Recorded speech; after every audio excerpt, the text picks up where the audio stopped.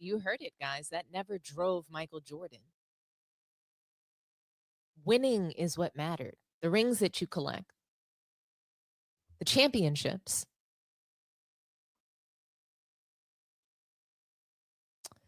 When you think about LeBron James and how he's put his teammates down, how he said that, teammates can cost you games, but then when he loses the games, it's, I didn't have the right teammates, right? When he wins titles, oh, that made me the greatest of all time. Not this was the greatest win of all time. Not this, we're the greatest team of all time. It's all about him. And so, that brings me to another interesting topic. And, as I mentioned before, I produced this show about a month ago or so, maybe more than that.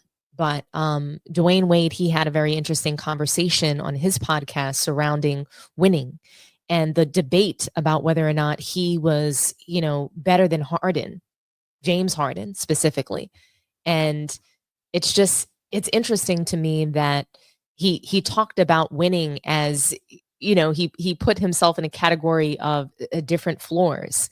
That guys who won X amount of rings, they were on the 30th floor. Guys who won, a title, maybe they were on the 25th floor.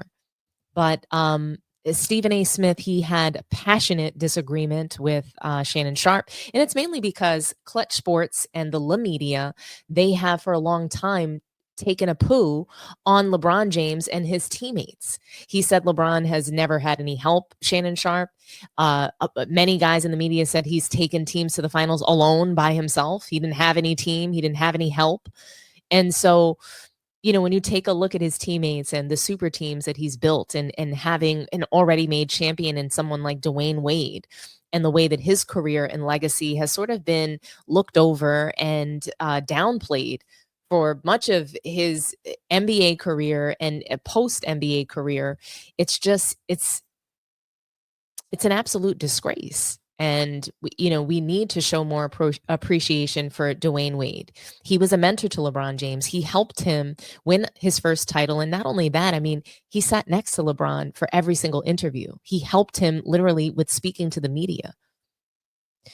So not only is Dwade Wade a mentor, he is a champion. He is a guy who he made a difference in this league, and he's one of the top 5 guards in all of NBA history.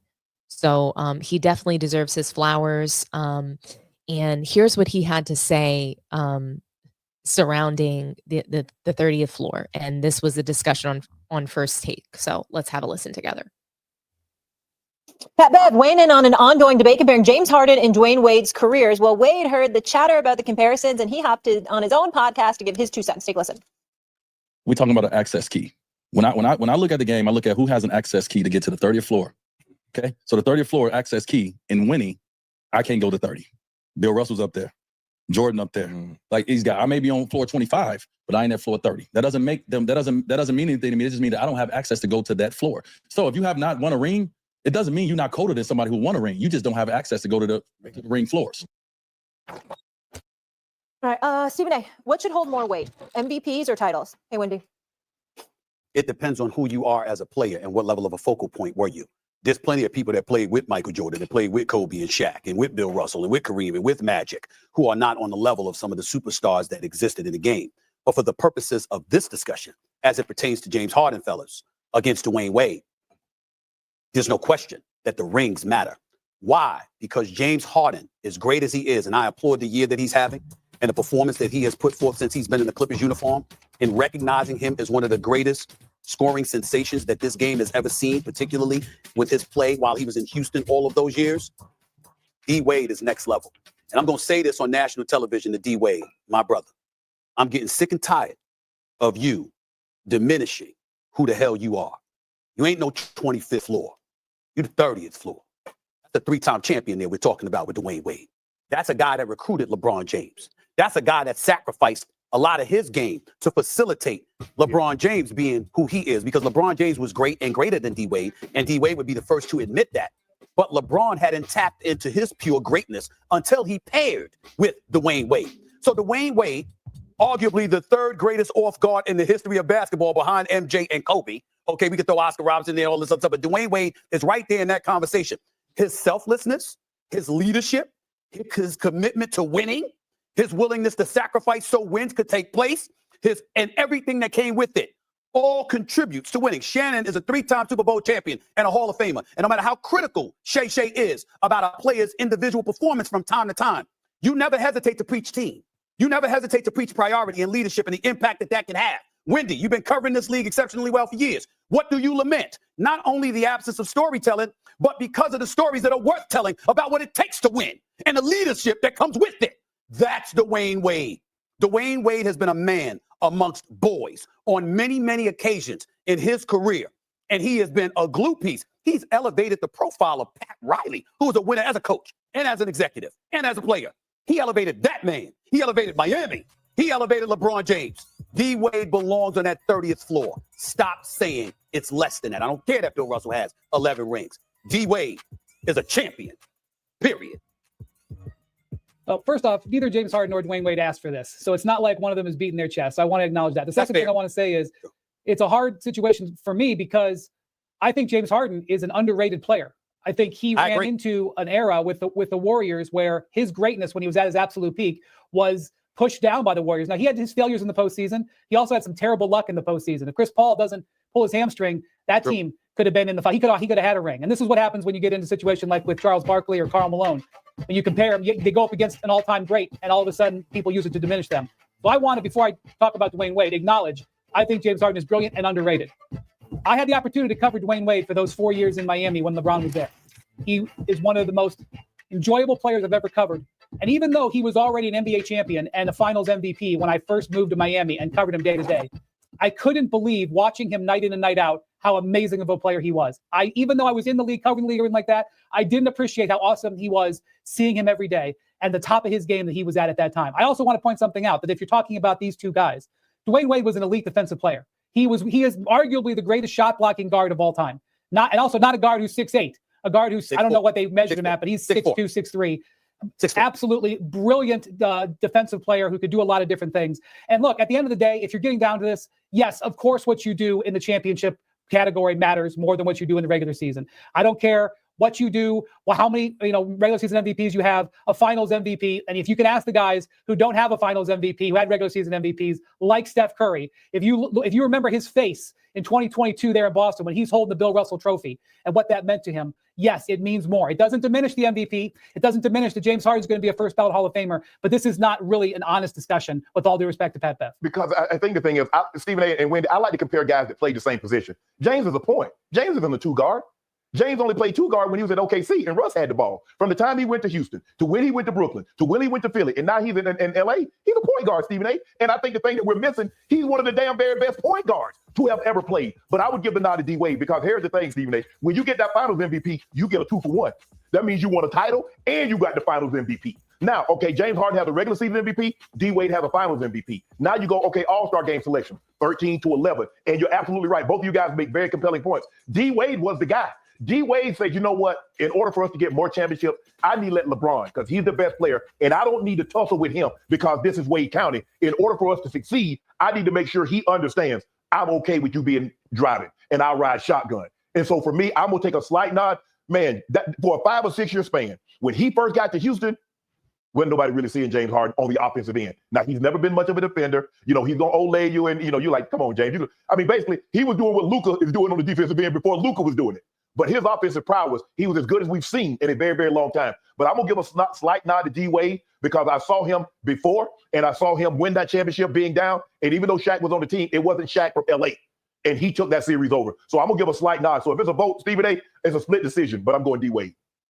Well, we're going D. Wade as well because of his playoff performances again, compared to James Harden. And we know that James Harden ran into some bad luck, but he also brought his own bad luck on a couple of occasions. And people are not going to let that slide. But we do have an elevated level of appreciation for James Harden, and we should, based on what we're seeing from him in the Clippers uniform, because he truly is a point guard. Now, when you say he was a point guard in Houston, Shannon, that really wasn't the case. Yeah, the ball was in his hands, but this brother was leading the league in scoring, and he had the ball in his hands, and he was looking for his shot. Now, he does have 2 assist titles on his resume. D-Wade doesn't have that, but he was still a scorer. That's how you looked at him. And so I look at it from that standpoint, combined with what he did in the postseason on several occasions, and D-Wade gets that edge. But that's not to throw shade on James Harden. It's to really say there's a level of appreciation for the greatness of D-Wade that we don't give enough to because of MJ, because of Kobe, and to a lesser degree because LeBron was his teammate. But that brother D-Wade was something spectacular, and he belongs in that elevated floor that he was alluding to. He needs to stop saying, how about this? It just goes to prove how much winning does matter. And LeBron James knew it mattered. He knew it mattered in 2008. That's why he teamed up with Dwayne Wade. Okay, the very guy who is so humble enough to say and to put himself on the 25th floor and say, like, hey, I don't belong with the MJs, right? Neither does LeBron. I don't think LeBron belongs on the 25th floor with Dwayne Wade, but that's my personal opinion. Dwayne Wade, he won a title on his own without teaming up with LeBron and other guys. He let Pat Riley do his job and put the team together for him. So yeah, I think that Dwayne Wade is actually better than LeBron James. I have him ranked higher than LeBron James. And it is unfortunate that he ever teamed up with LeBron, because I don't think that situation served him. Yes, he's a 3-time champion, but I don't think that it was worth it. I don't think people count his rings. I don't think people appreciate his time with LeBron. I don't think LeBron James fans give him any credit for what he was able to do for the Miami Heat and how he was able to lead LeBron James to a title, because that's what he did. He was the leader on that team, not LeBron James. From a superstar, from like a star power perspective, we all know that Udonis Haslem was, the locker room guy, right? He was that vocal enforcer, what have you. But Dwayne Wade was definitely the superstar leader on that team. It was not LeBron James. We have to stop this. And that's the same reason why Kevin Durant left the Warriors, because it wasn't really his team. That's why LeBron James left the Miami Heat, whether it was because of Dwayne Wade or whether it was because of the fact that he didn't like that Pat Riley wasn't giving him his cookies. The team wasn't his. It was Pat Riley's team. And LeBron James didn't like that, and he had to hightail it out of there, right? But Dwayne Wade definitely belongs in a floor that LeBron James is not on. And I don't think that either of them go up to that 30th floor, the elusive 30th floor. So that's my take on that. But what's interesting to me is that most recently, LeBron James, I think he's increased his level of, I'm going to be disrespectful. I'm going to create these narratives. He's increased his need for attention and saying that today's league is just better than anybody who ever played in the past, that they were bigger, smarter. that they were bigger, stronger, faster, but they weren't smart. They didn't mind the game. They didn't have a brain for the game.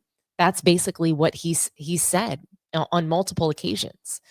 He even said that, like, Wilt Chamberlain wouldn't be great today, that Giannis would dominate Wilt Chamberlain. He would average 250. And my problem, I think, with those comments really is just that LeBron James and guys who played today, I mean, the game is just so different, right? It's less physicality. It's so much less physicality, right? And it's just a completely different sport than it was in the 90s. It was different from the 90s to the 80s, to the 70s, to the 60s, to the inception of the sport. It was a different game.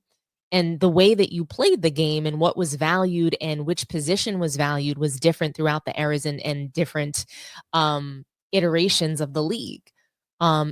Sometimes the style of play was based on literally what was happening in culture in the current social times.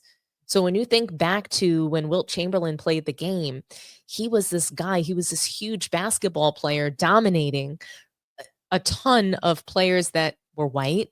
He didn't even want to use his physical dominance to be the player that he was. What we saw of Wilt Chamberlain, he could have been even greater. Imagine if he played today and he was able to master a mid-range.